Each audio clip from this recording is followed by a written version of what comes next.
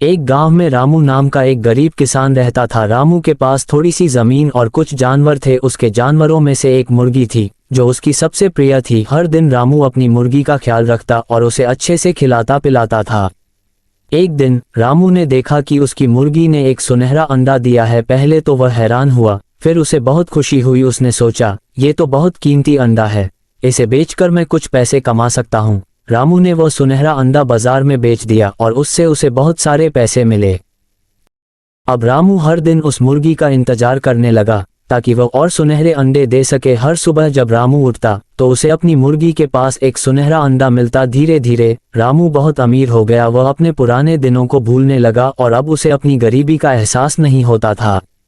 लेकिन जैसे जैसे उसकी अमीरी बढ़ती गई, उसकी लालच भी बढ़ने लगी। उसने सोचा, अगर मेरी मुर्गी रोज एक सुनहरा अंडा दे सकती है तो उसके पेट में जरूर बहुत सारे सुनहरे अंडे होंगे। क्यों न मैं उसे मारकर सारे अंडे एक बार में निकाल लूं।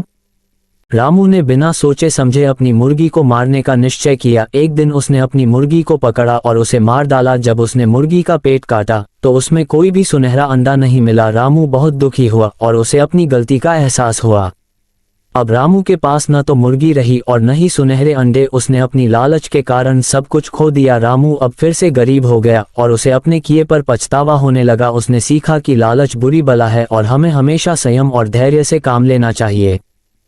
कहानी की सीख, लालच बुरी बला है, हमें हमेशा संयम और धैर्य से काम लेना चाहिए।